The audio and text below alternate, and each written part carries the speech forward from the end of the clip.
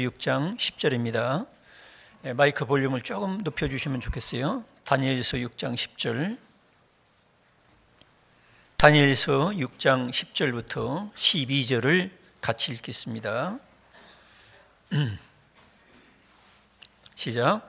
다니엘이 이 조서에 왕의 도장이 찍힌 것을 알고도 자기 집에 돌아가서는 윗방에 올라가 예루살렘으로 향한 창문을 열고 전에 하던 대로 하루 3번씩 무릎을 꿇고 기도하며 그의 하나님께 감사하였더라.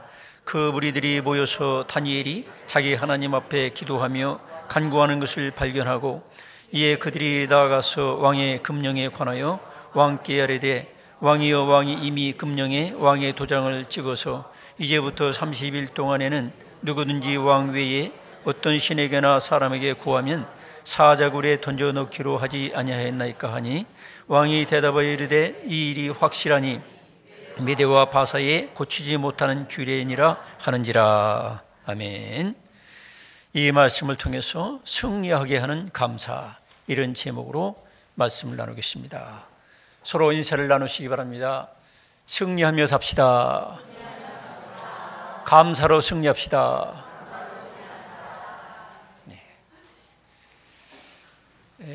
우리가 감사하는 사람은 결국에는 인생에 승리하게 된다는 거죠. 여러분, 인생이 누구든지 패배하고 그렇게 망하고 그러고 싶은 사람은 없을 거예요. 그런데 우리가 인생에 승리하려면 우리가 감사의 사람이 되어야 된다는 거죠. 여기 오늘 읽은 말씀을 보면 다니엘이 나오는데 다니엘의 특징을 보면 아주 감사의 사람이었어요. 참 아무도 감사하지 못할 상황에도 감사함으로 말미암아 그 인생이 결국 인생에 승리하고 참 높고 존귀한 사람으로 성경에 이렇게 기록이 되는 것입니다. 우리가 살다 보면 이 감사에 대해서 자꾸 도전이 와요. 감사를 못하도록 자꾸 만드는 거예요.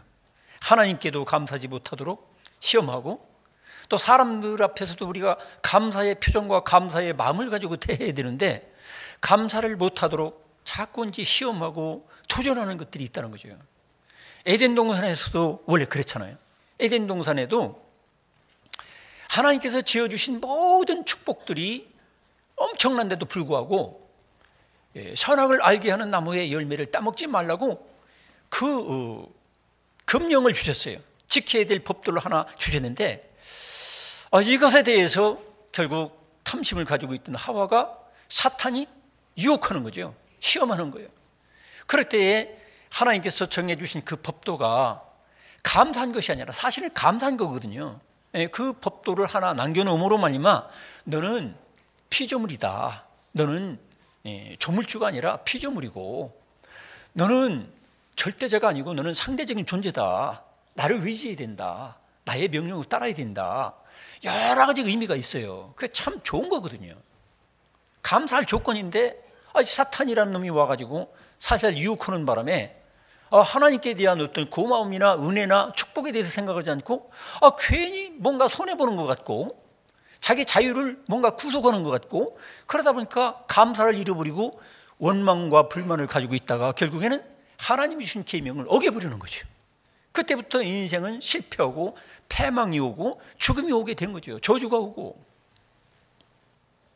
인간의 이 실존, 존재라는 것은 언제든지 감사하지 못하도록 도전이 와요. 가룟 유다도 예수님의 12제자였는데 예수께서 가지가지 하나님만이 할 수 있는 그런 표적을 보여주시고 그 은혜를 베풀어 주셨는데 예수님이 하시는 이 일을 잘 생각해 보니까 자기 마음에 안 들어. 자기 마음에 안 들어요. 예수님께서 직접 로마를 정권을 뒤집어 퍼버리고 현세적으로 그냥 하나님 나라가 임하게 했으면 좋겠는데 자기 생각은 그건데 예수님께서 고난을 당하신다고 그러고 십자가 못 박혀서 너희들의 죄를 대신할 것이며 그런 다음에 부활할 것이다. 이런 복잡한 얘기를 하니까 한 번도 경험한 일이 없어요. 합리적으로 이해가 안 되는 얘기만 하고 있어요. 가룟 유다도 예수님께 대한 그동안의 은혜나 고마움에 대해서는 전혀 생각이 안 나고 이제는 예수님을 내가 팔아먹게 되겠다. 그래서 돈 받고 팔아먹었어요. 예수님께 대한 감사를 잃어버리니까 결국 가룟 유다는 어떻게 됩니까? 인생에 실패하는 거예요. 오늘날도 똑같이 우리들에게 마땅히 우리가 하나님을 생각하고 이웃을 생각하면 다 감사해야 되거든. 근데 또 하나님께서도 뭐라고 하십니까? 범사에 감사라. 모든 일에 감사하라는 거예요. 근데 지금도 살아있는 사탄은, 악령은 우리들에게 고마운 마음이라든지 감사하는 마음을 깨뜨려버리고 잃어버리게 시험하고 있는 거예요. 저는 어제 저녁에 한번 시험이 이렇게 왔어요. 손님을 접대할 일이 있어서 오리고기집에 제가 기다리고 있었어요. 일찍 가서. 시간이 남아가지고 스마트폰을 이렇게 건드리다 보니까 페이스북 같은 거 이렇게 건드리다 보면, 제가 자주 하는 건 아닌데 갑자기 음악이 조금 나왔어요. 그러니까 이 종업원이 뭐라 하냐면 쫓아와가지고서, 손님, 교통경찰처럼 같은 방에 여러 팀이 있는데 음악을 들으면 안 됩니다. 꺼주세요. 딱 그러잖아요. 같은 방에 지 아들네 같은 애들이 와가지고 술 마시면서 크게 소리 지르는 건 지적 않고, 내 아들보다도 어린 녀석이 저한테 그렇게 딱 지적을 그러니까, 내가 스마트폰을 통해 가지고 음악을 들은 것도 아니에요. 그냥 이렇게 지나다 보니까 갑자기 음악이 조금 이렇게 몇 초 울리게 된 거예요. 순간적으로. 그래서 알았다고 이제 그랬는데, 잘 생각해 보니까 이것도 뭐 그런 거예요. 내가 그거 1분이라도 들었다면 이게 이해가 돼. 페이스북 지나다 보면 내 의도도 아는 이상한 음악 소리가 날 때가 있단 말이에요.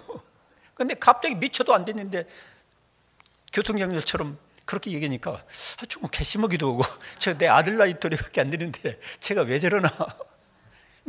제 입장을 이해하고 그 젊은 애들이 부부인지 연애하고 있는지 몰라. 술 마시면서 저보고, 어르신이 음악을 들어도 저희들은 상관없습니다. 음악 마음껏 들으세요. 그러는 거야. 제가 궁금해 앉아가지고 또 곰팠지요. 응? 깊이 생각하면서, 내가 음악을 몇십 초 들은 것도 아니고 또 손님 기다리느라고 이 무료한 시간에 10분, 20분 앉아 있는데 심심해서 스마트폰 건드렸다가 몇 초 그냥 실수로 한 건데, 그걸 가지고 내가 당신 돈 벌어주려고 왔는데 왜 이래 따지고 싶기도 하고. 그러다가 제가 깊이 생각하다 보니까 그 사람도 같은 방에 여러 팀 이렇게 오면은 괜히 스마트폰으로 음악 소리 듣다가 서로 멱살 잡고 싸우는 일이 있었던가 보다. 그러니까 이 영업상 질서를 지키기 위해서 나한테 얘기한 것뿐이다. 고맙게 생각해야지 뭐. 괜히 스마트폰 조금 더 하다가 젊은 애한테 멱살 붙잡히고 또 싸움 벌어지기 전에 그렇게 막아줬다 이렇게 생각하자 하고서 제가 마음을 정리하고 이렇게 지내왔습니다. 잘했지, 그죠? 괜히 쫓아가서 너 내 아들 놈밖에 안 되는데 너 내가 언제 몇십 초 들었어? 따지다 보면 나 돈 안 벌어도 좋으니까 어르신 빨리 나가세요. 이러면 이제 일이 크게 되는 거거든요. 자, 제가 왜 이런 얘기를 하냐면, 감사라는 것은 정말로 우리가 가정 내에서도 그렇고 또 이런 교회 공동체라든지 주변에서 순간적으로 이 사탄이라는 놈은 우리에게 감사하는 마음이 금방 사라지게 하는 거예요. 우리가 모릅니까? 범사에 감사하는 거, 모든 일에, 모든 사람 앞에 우리가 감사하며 살아야 되는데, 순간적으로 이런 사소한 문제로 해서 가정 안에서도 부부간에 서로 감사를 하지 못하고, 또 이웃지간에도 감사하지 못하면 그런 사람처럼 예를 들어서 성의 없이 스마트폰 끄세요 이렇게 하다 보면 다시 그 집에 가고 싶겠습니까? 그죠? 저는 마음이 넓어가지고 또 갈 겁니다. 그렇지만은 우리가 영업에서도 복 받고 돈 잘 벌려면 무슨 일이 있어도 고마움과 감사를 표현하면서 또 그런 그 질서 같은 것에 대해서 아주 적절하게 이렇게 이의에 벗어나지 않도록 해야 되는데, 그런 것에 실패하니까 내게 오는 손님도 떨어지고 나한테 돈 벌어줄 사람도 떨어지고, 가장 가까운 부부지간에도 가족간에도 서로 원수처럼 지내게 되고, 교우간에도 별것도 아닌 일 가지고 그렇게 되는 거예요. 그래서 오늘날 이 범사에 감사라, 이게 하나님 말씀이고, 감사해야 내 인생에 승리하고 돈도 들어오고 사람도 붙고 이웃지간에 사랑도 할 수 있는 건데, 복음적으로 살 수 있는데, 이 조그만 거 하나 가지고서 이 사탄이라는 놈은 언제든지 우리 마음을 뒤집어 엎어가지고 사랑해야 될 사람들, 감사를 표현해야 될 사람들에게 우리가 함부로 무리한 말도 하고 폭언도 나오고 그렇게 되는 거예요. 성도 여러분, 이 감사에 여러분 승리하시기 바랍니다. 감사에 승리하면 여러분 인생에 승리하게 되고, 여러분이 사람을 얻을 수 있고 돈도 얻을 수 있고 좋은 이웃도 얻을 수가 있는 거예요. 근데 내가 너무 부당하다, 억울하다, 이건 불의이다, 불법이다, 이런 거 가지고 우리가 말을 거칠게 한두 마디 하다 보면 결국 관계가 다 깨지는 거죠. 자, 그래서 우리들은 이 다니엘을 우리가 보면서 어떻게 이 다니엘은 보통 사람이 감사하지 못할 순간에도 감사해가지고 인생에 승리할 수 있었던가, 우리가 몇 가지 살펴보고자 하는 것입니다. 여기 다니엘은 어떤 감사를 먼저 드렸느냐면 흠이 없는 생활과 원수들까지도 인정하는 감사를 드렸어요. 여러분, 흠이 없다는 건 뭐냐면 이 다니엘을 쳐다보니까 그때 당시에 이 다니엘은 포로 출신으로서 지금으로 말하면 미국같이 커다란 나라에 3명밖에 없는 총리란 말이에요. 총리, 실권자예요. 포로 출신으로서 총리까지 올라가니까 주변 나머지 총리와 나머지 이 종족들이 시기 질투한 거예요. 이걸 제거해야 되겠다. 이거 죽이지 않으면 우리 왕은, 더군다나 이 다니엘을 특별히 사랑하거든. 다니엘은 하나님이 주신 지혜와 총명 때문에 다른 사람보다도 10배 이상 지혜로웠어요. 그러니까 자기들이 게임이 안 되겠다, 이 적수가 안 되겠다, 이거 죽여야 되겠다, 이렇게 생각해서 다니엘을 죽이려고 흠을 찾는 거예요. 이리 쳐다보고 저리 쳐다보고 막 흠을 찾는 거예요. 요즘도 그렇잖아요. 요즘도 새로운 정권이 들어서니까 과거의 정권들을 그냥 샅샅이 뒤져보는 거죠. 안 걸릴 사람 별로 없겠죠, 그죠? 또 정권이 바뀌면 또 그렇게 되는 거예요, 되게. 물론 적폐청산해 가지고 새로운 나라를 건설하겠다는 거 참 좋은 거죠. 그렇지만은 엄밀한 의미에서는 인간들을 다 들춰내면 사실상 먼지 안 날 사람 없는 거예요. 다 걸리는 거예요, 이제.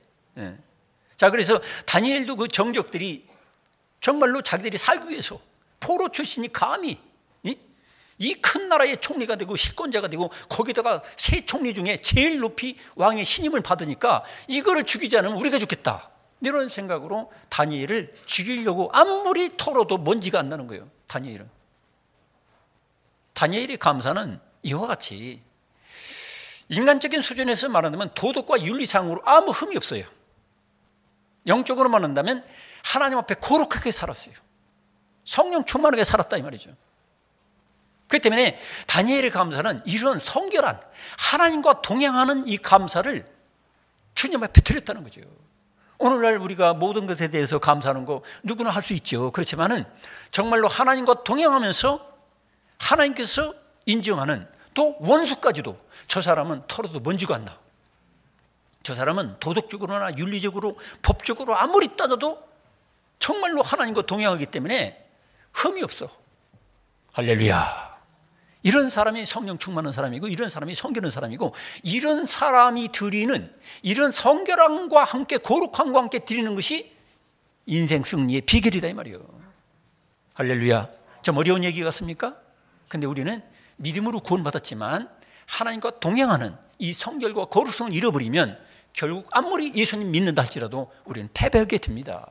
왜냐하면 사탄이라는 놈도 검사와 같이 우리를 고소하거든요. 계속 고소하고 우리를 넘어뜨리려고 공격하기 때문에 공의의 하나님 앞에서 결국엔 패배하게 되는 거예요.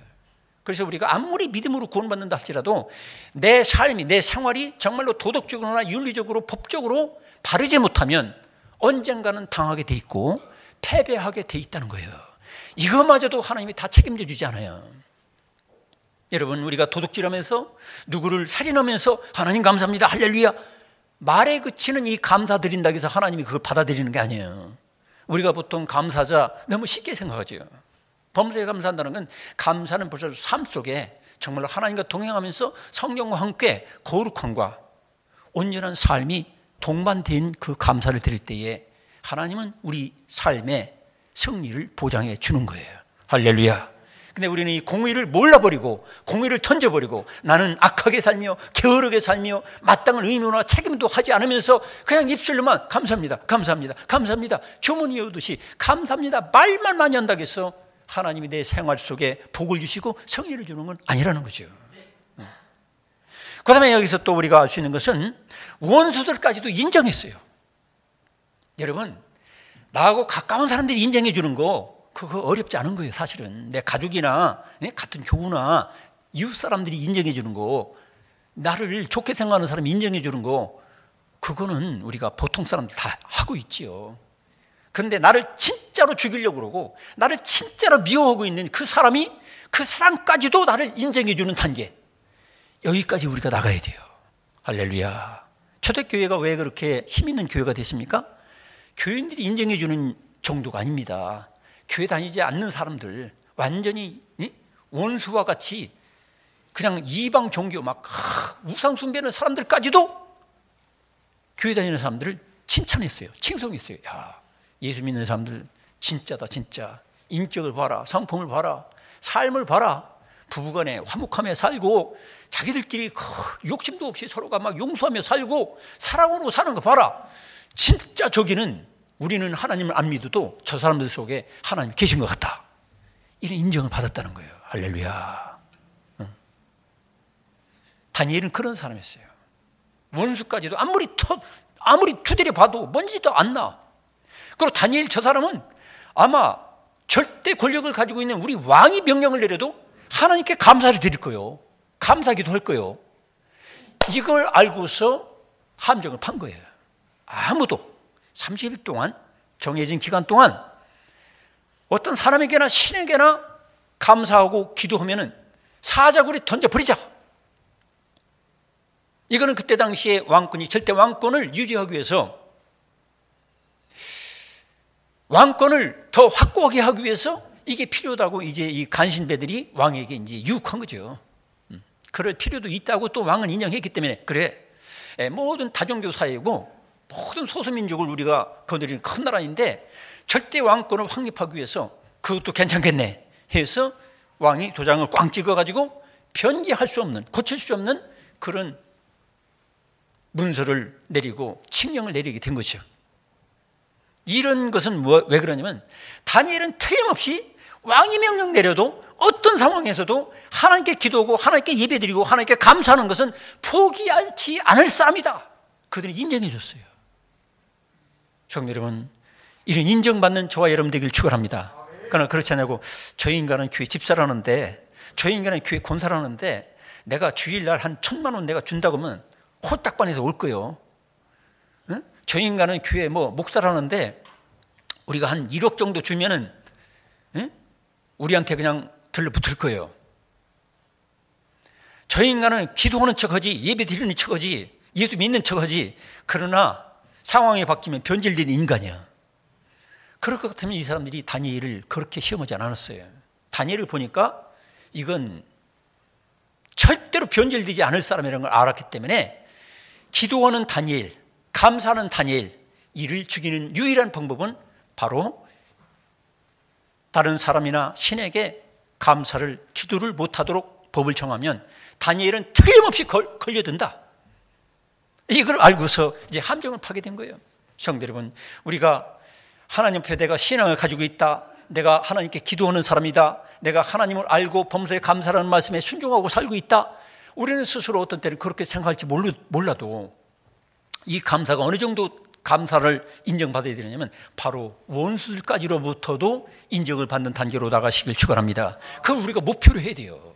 나 혼자 나는 감사가 충만한 사람이야, 나는 믿음이 충만한 사람이야, 나는 하나님과 동행하는 사람이야, 자만하고 교만하고 착각 속에서 그렇게 머물러 있는 단계로서는 안 된다는 거죠. 좀 더 전진해서 내 가족으로부터 인정받아야 돼. 제일 가까운 가족으로부터, 아, 우리 남편은 감사의 사람이야, 우리 아내는 무슨 일이 있어도 원망불평하는 일이 없어, 감사의 사람이야, 우리 아빠는, 우리 엄마는, 우리 아들은, 가정으로부터 인정받아야 돼요. 두 번째로 교우들 간에, 저분은 무슨 일이 있어도 원망불평 터뜨리는 적이 없어요, 오직 감사해요, 감사맨.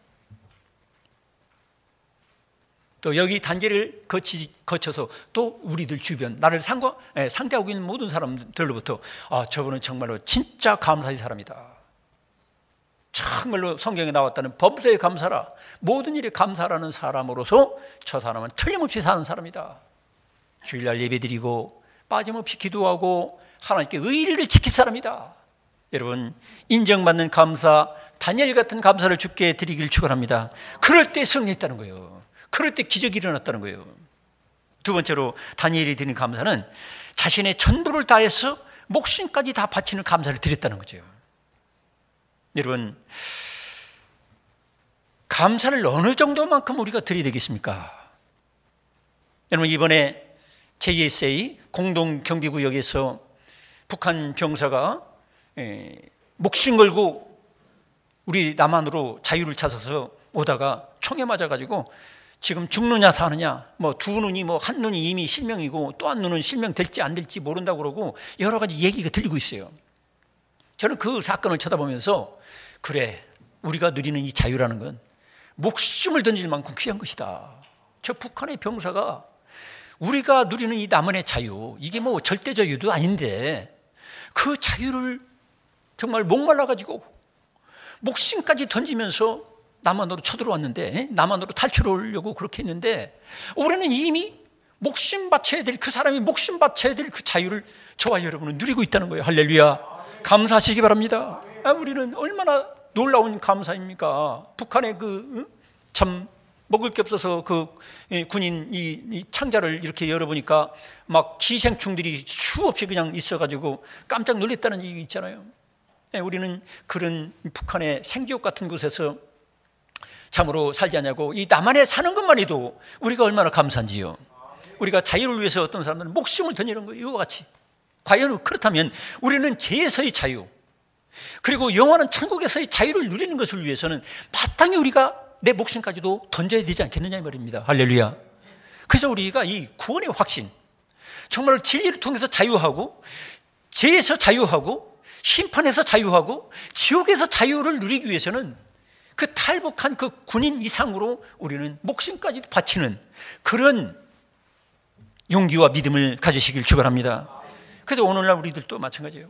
과연 우리가 하루하루 살 때마다 이 나에게 주신 이 구원의 자유, 이 죄에서의 자유, 사탄으로부터 자유, 이 자유를 위해서 여러분 날마다 목숨 바치며 주를 향하여 전진하시기를 축원합니다. 여러분, 이 앞에 있는 여러 가지 이 예물들, 하나님께 우리가 이 감사를 표현하는 거죠. 참 여기에는 여러 가지 작품들이 많습니다. 참 여러분 수고하셨어요. 여기 감은 우리 권희수 장로님, 이주롱 집사님, 이런 분들이 목숨을 걸고 이 감을 딴 거예요. 높이 이 천장마다 더 높은 그 감나무 올라가지고 달달달 떨면서 썩은 나무까지 의지하고 이렇게 목숨 걸고 딴 거예요. 어제도 우리 권 장로님이 또 따가지고 또 가지고 왔어요. 그래서 제가 그랬어요. 장로님, 이제 내년부터 안 해도 됩니다. 하지 마십시오. 왜냐하면 장로님은 목숨 바쳐가지고 주께 감사를 표현하려고 노력하는 건 좋은데, 이 장로님 닮아가지고 우리가 모두가 다 또 감나무 올라가지고 감나무 다 같이 올라가지고 따다가 목숨 진짜로 잃어버리면 하나님 기뻐하는 건 아니거든요. 상징적 행위지.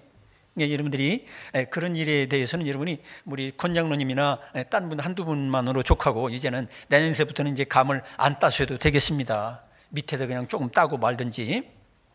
또 여기 이 배추 농사는 우리 정매자 권사님이 드렸어요. 이 다리 이 한쪽이 이렇게 절골돼 가지고 병원에 계시면서도 아마 전화해 가지고 우리 배추 농사 진 거 10포기를 하나님께 바쳐라 해가지고 지금 10포기를 지금 가져왔어요. 다리가 부러지고 병원에 입원해 계셔도 하나님께 감사를 표현하려고 하는 그 마음 얼마나 아름답습니까? 할렐루야. 또 여기에 보면은 우리 특히 이해전도회 회원들이 그래요. 그 이해전도회 회원들이 우리는 회원들을 한 사람이 하나씩은 다 이렇게 바쳤다는 거야. 이 참 이 십자가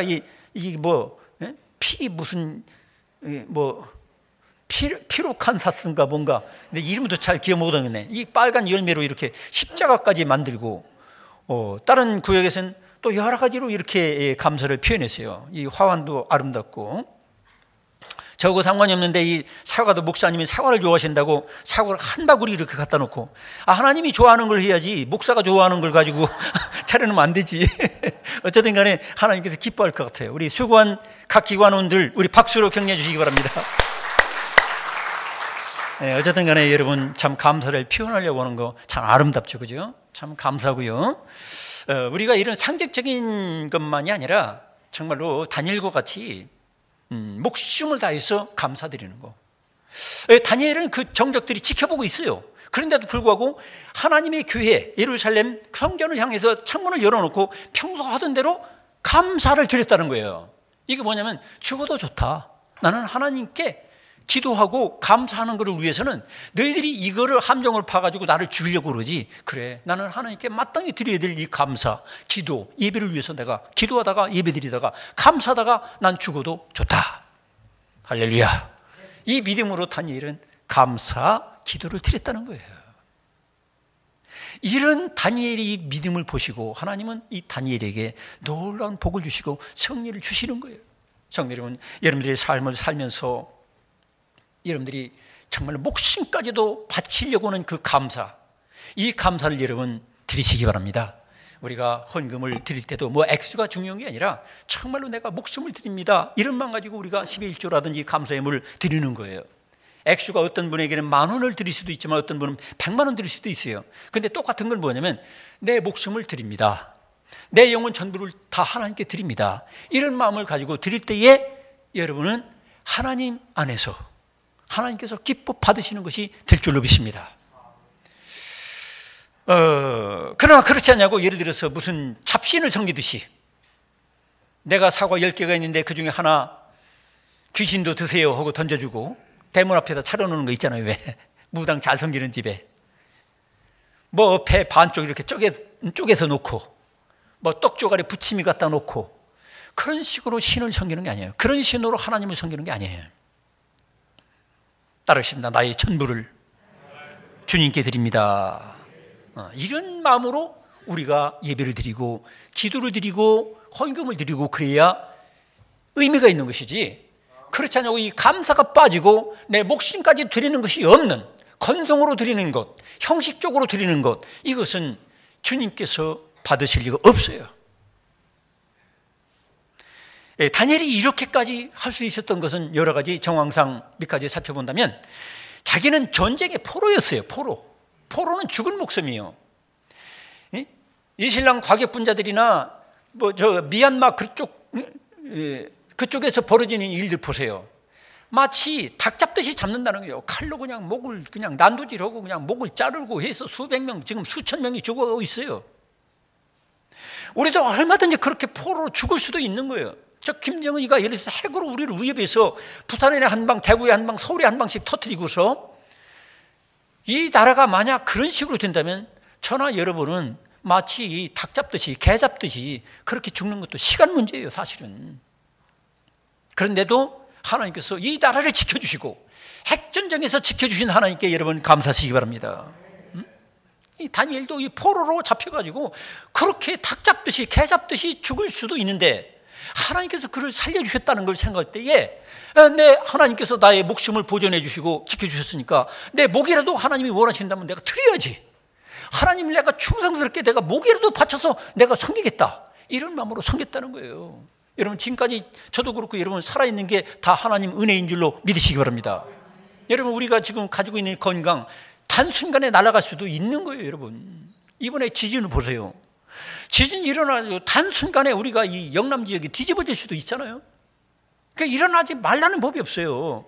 그런데도 불구하고 하나님께서 지켜주셔서 저와 여러분이 이렇게 생존해 있는 것만도 감사하시기 바랍니다. 그러니까 이 목숨 살려주신 목숨의 주인 되시는 주권자 되시는 하나님께 내 목숨까지도 드리면서 예배드리고 감사를 표현하시기를 축원합니다. 저도 엊그제 또 그런 건강에 치명적인 한번 위협이 왔었어요. 우리 집 사람이 서울에 병원에 가느라고 가는 사이에 제가 며칠 전에 해놓은 밥을 냉장고에 넣어놓으니까 어때요? 밥이 완전히 그냥 모래알 같잖아요. 근데 제가 이제 전기 좀 아낀다고 그 수저로 그냥 안 파지는 거 막 파가지고 전자레인지다가 한 5분 정도 돌려야 되는데 한 2분에 탁 가버렸어요. 전기 좀 아껴버린다고. 입에다 넣고 뭐 혼자 먹으려니까 이게 의무예요, 의무. 맛으로 먹는 게 아니라 막 퍼서 이렇게 막 집어넣었더니 몇 시간 후서부터 그냥 막 입에서 침이 막 쏟아지기 시작하고 막 구역질 나고, 그리고 간신히 다음날까지 그 다음날 금식 아닌 금식을 했어요. 여러분 우리가 이 건강한 것도 순간입니다. 어느 날 갑자기 그냥 뒤집어지고 토하고 난리 법석을 필 수 있는 것이 상대적인 우리 인간 존재입니다. 강한 것 같아도 약한 거예요. 성도 여러분 지금까지도 저와 여러분의 건강을 지켜주신 하나님 감사를 드리시기 바랍니다. 이 건강을 마땅히 주를 위해서 써야 되지 않겠습니까? 주님께 감사를 표현하는데 우리가 써야 된다 이 말이에요. 그래서 우리는 예수 그리스도를 믿는 우리 성도들은 절대 감사를 하나님께 드리는 예배자로 우리가 살아야 되는 거예요. 그 다음에 이 다니엘을 보면은 포로로 짐승처럼 취급을 당하고 노동을 할 수밖에 없는데 하나님께서 다니엘에게 다른 사람에게 10배나 뛰어난 지혜를 주셨다는 거예요. 정말로 천재죠, 천재. 하늘이 내린 천재예요. 너무 뛰어난 지혜를 하나님이 주셔가지고 포로 출신이 일국의 실권자 3명의 총리 중에 하나, 그 중에 최고 사랑받는 총리가 되었다는 거예요. 여러분, 여러분에게 지혜를 주신 거 하나님께 감사하시기 바랍니다. 지금도 어떤 지체장애자들 보세요. 지체장애자들 우리 동네도 계시더라고. 저보다도 키가 이만큼 커요. 근데 아기처럼 초등학교 유치원 아마 1학년 정도 수준밖에도 안 되는가 봐. 엄마 손에 이끌려가지고 내 나이를 대충 보니까 한 40, 50대 되는 것 같은데 이런 사람이 그냥 이렇게 걸어가는 걸 보면은 똑같은 인간인데 저와 여러분에게 그래도 하나님께서 이런 지식과 지혜의 두뇌를 주신 것만 해도 얼마나 감사한 일입니까, 여러분? 여러분, 정상적으로 내가 뭐 특별하게 뭐 뛰어난 분은 아니랄지라도 정상적으로 생각하고 살아갈 수 있는 이 지혜만 주신 것만 해도 우리가 돈으로 계산할 수 없는 선물을 받은 거예요. 할렐루야. 그 때문에 우리가 감사해야 되는 거예요. 다니엘은 그래서 그 지혜를 주신 하나님께 감사할 수밖에 없었어요. 자, 그러면 이렇게 목숨을 다해서 드리는 다니엘이 이 감사를 하나님께서 받으신 거죠. 세 번째로, 인간이면 누구나 원망할 수 있는 상황에서도 의지적 결단을 하고 감사를 드렸어요. 감사는 느낌이 아닌 거예요, 여러분. 내 느낌은, 내 생각은 전혀 감사할 마음이 없어요. 여러 가지 따져봐도 절대로 난 감사할 수 없다 이런 생각이 들 때가 있어요. 다니엘 입장을 생각해 보세요. 다니엘은 그렇게 깨끗하게 살았어요. 불법을 저지르지 않았어요. 윤리 도덕적으로 전혀 흠이 없어요.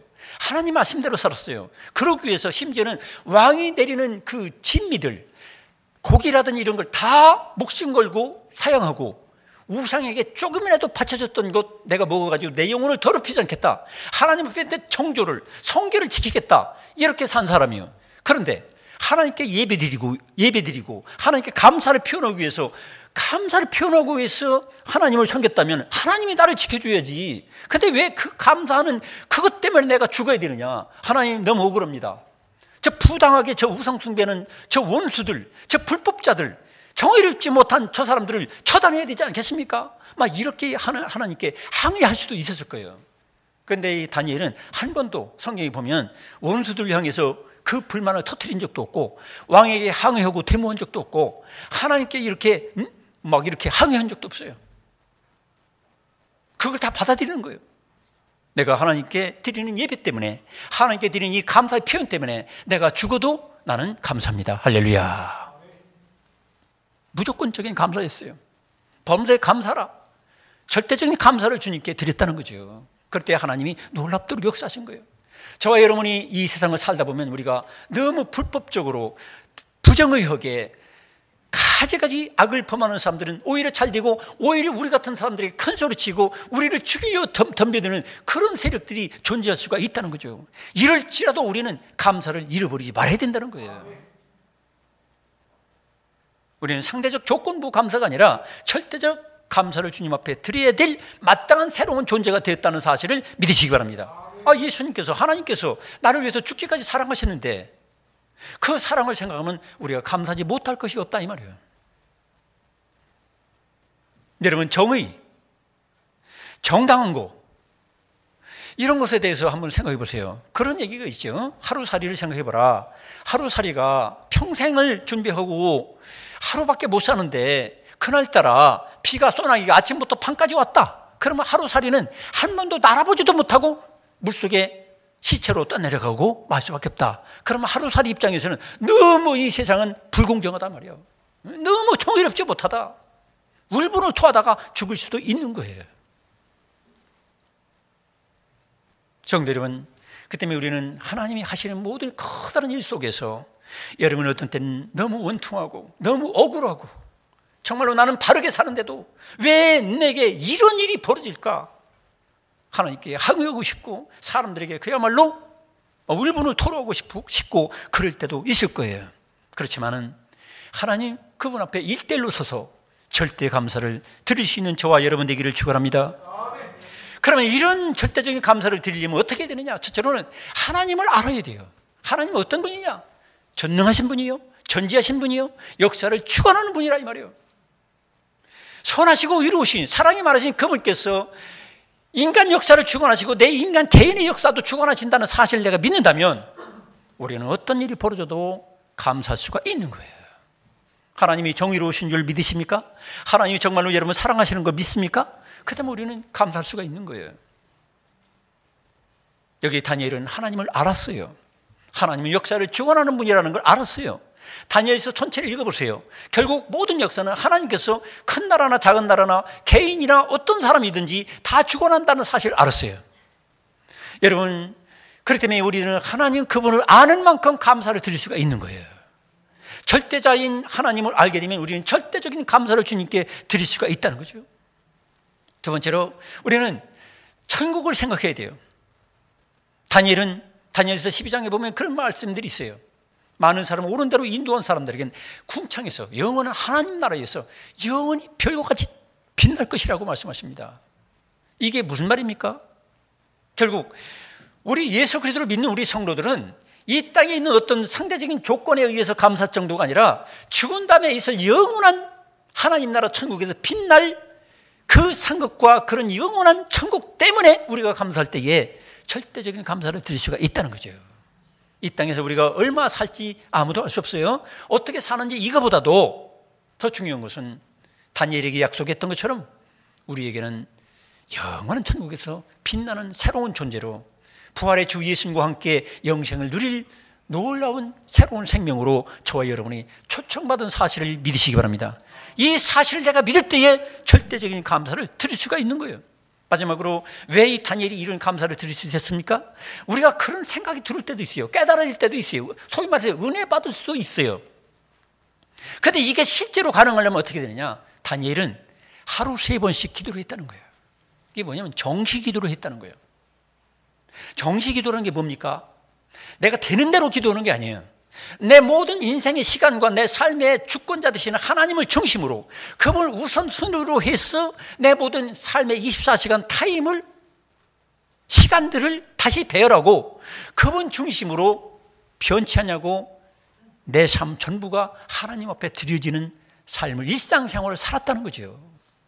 감사가 기도가 완전히 생활이 되고 습관이 되고 운명이 되고 그 인간 자체가 되어버렸다 이 말이에요. 다니엘은 기도나 감사는 해도 되고 안 해도 되고, 쉽게 말하면 어린애들에게 맛있는 음식을 차려놓으면 기도할 새도 없이 입으로 들어가죠. 저도 애들 키워보니까 그렇더라고. 맛없는 음식 그런 걸 차려놓으면 한참 고민하면서 기도를 해. 이건 먹어야 되나 말아야 되나.